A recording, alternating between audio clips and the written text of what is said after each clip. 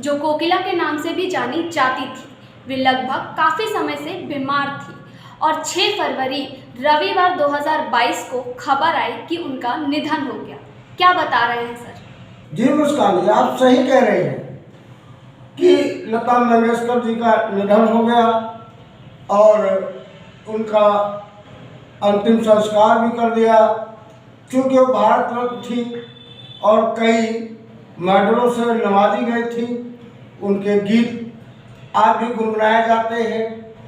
गला उनका इतना कोकिला टाइप का था जिसे लोग कोकिला के नाम से जानते थे।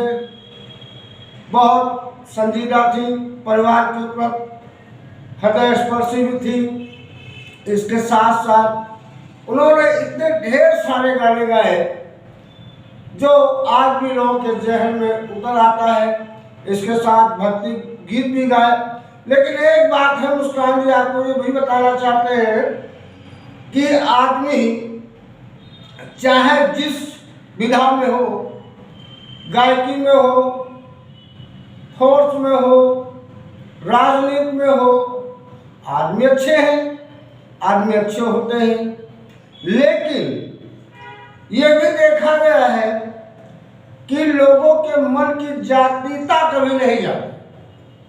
उनके अंदर जो जातीय मानसिकता है वो कभी जाती ही नहीं।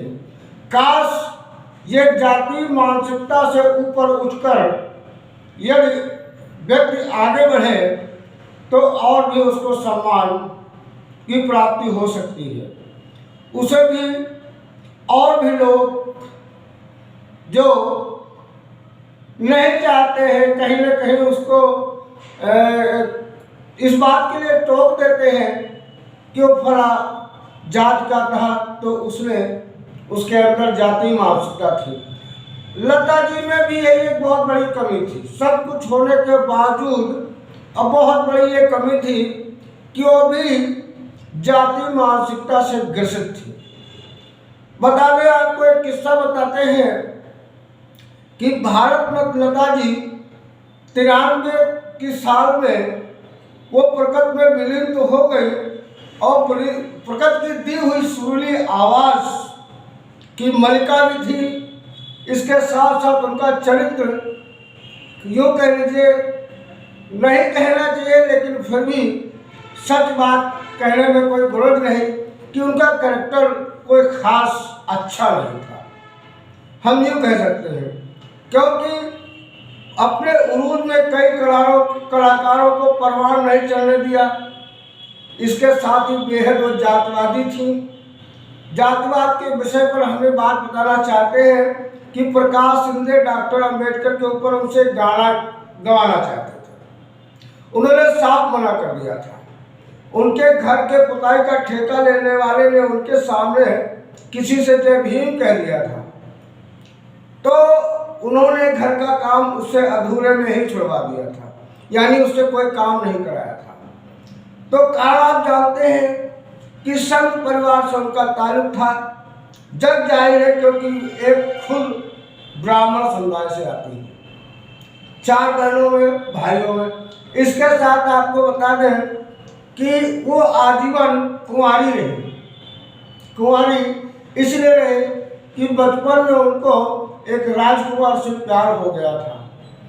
अल्तोगत्ता राजकुमार के पिता ने उस शादी से इनकार कर दिया था कि ये सामान्य सी महिला के साथ शादी ठीक नहीं है।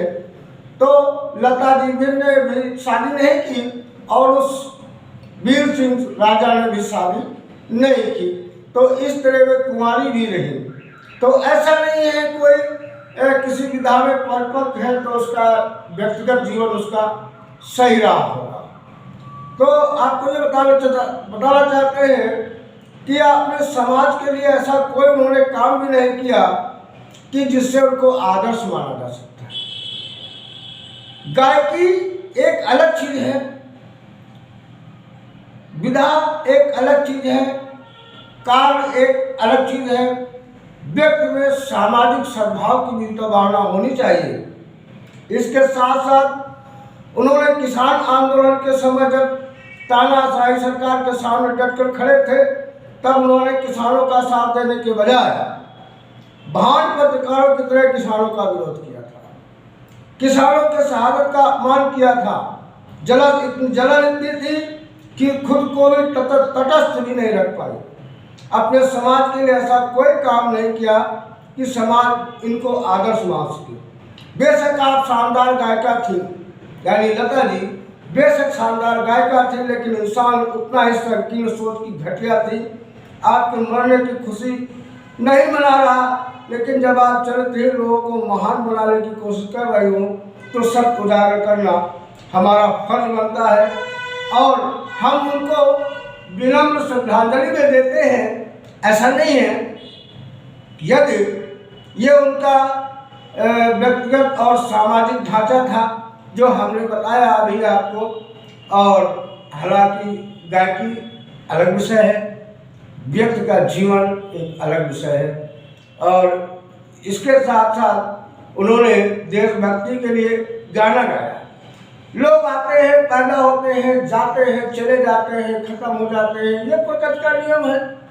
आदमी आता है, पैदा हुआ है तो खत्म होगा, जीवन है समाप्त होगा।